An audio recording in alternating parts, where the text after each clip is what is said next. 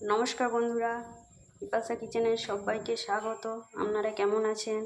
আজ আমি আবার একটা রান্না নিয়ে চলে এলাম। তবে আজ আমি পটল রান্না করছি না, পটলের খোসা রান্না করব। তার জন্য কি কি নিয়েছি দেখুন।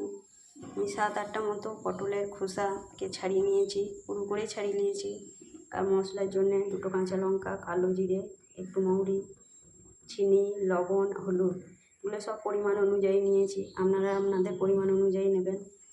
আর রসুনকে থেতো করে নিয়েছি, আর একটা মাঝারি সাইজের পেঁয়াজ নিয়েছি। তাহলে এবার কী করব দেখুন। প্রথমে কড়াইয়ে গরম জল বসিয়ে দিয়েছি, জলটাকে আগে থেকে গরম হতে দিয়েছিলাম। এই পটলের খোসাগুলো এর মধ্যে দিয়ে দিলাম সিদ্ধ করার জন্য। 3 মিনিট মতো সিদ্ধ করে নেব পটলের খোসাগুলো।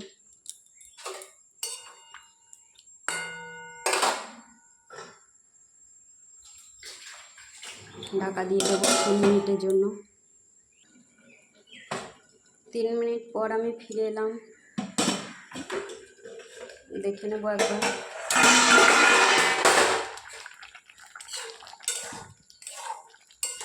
পটলের খোসাগুলো আমার সিদ্ধ হয়ে গিয়েছে। গ্যাসটা বন্ধ করে দিলাম। এবার খোসাগুলো তুলে নেবো একটা পাত্রে।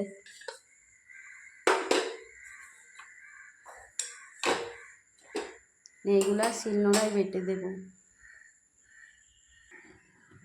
তুলে নিলাম খোসাগুলো। এবার এই 2টো লঙ্কা দিয়ে আমি শিলনোড়াতে বেটে নিচ্ছি। আমার পটলের খোসাটা বাটা হয়ে গিয়েছে। এবার কড়াইয়ে সরষের তেল দিয়েছি, শুকনো লঙ্কাটা দিলাম,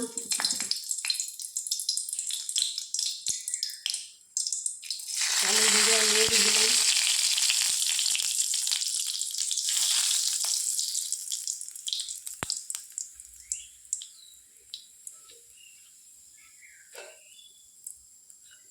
এটা একটু ভাজা ভাজা করে নিলাম। এবার পেঁয়াজটা দিয়ে দিলাম।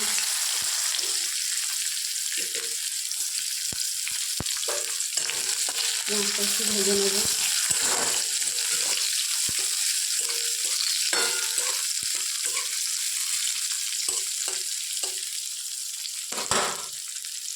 পেঁয়াজটা লাল না হওয়া পর্যন্ত ভেজে নেব পেঁয়াজটা।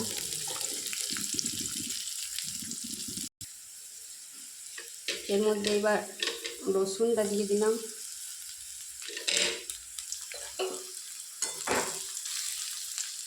রসুনটা একটু ভেজে নেব।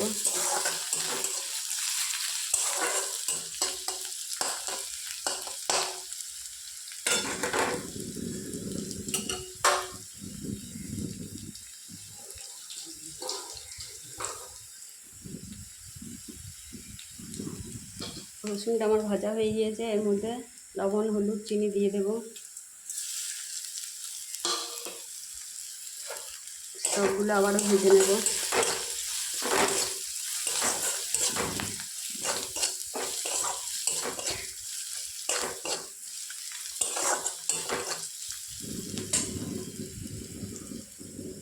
পটলের খোসা বাটাটা দিয়ে দিলাম।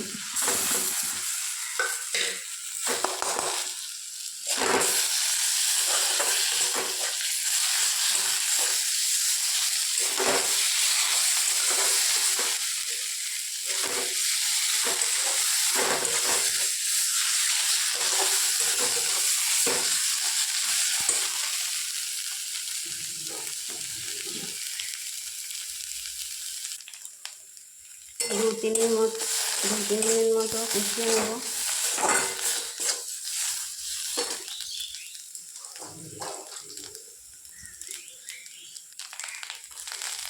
দু তিন মিনিটের মতো ভেজে নেব এটা পটলের খোসাটাকে।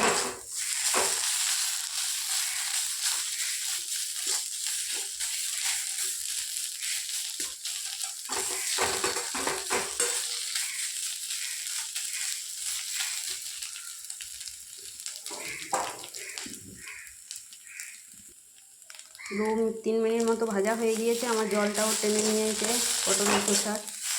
এবার আমি গ্যাসটা বন্ধ করে দেবো।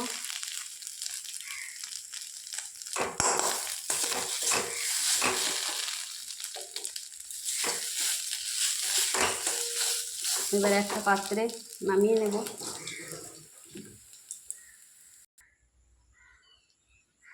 পটলের খোসা বাটা আমার রেডি হয়ে গিয়েছে। আমার এই রান্নাটি যদি আপনাদের ভালো লাগে তাহলে লাইক কমেন্ট শেয়ার করবেন আর চ্যানেলটিকে সাবস্ক্রাইব করে দেবেন। ফেসবুক থেকে দেখলে চ্যানেলটিকে ফলো করবেন। আপনারা ভালো থাকুন, সুস্থ থাকুন।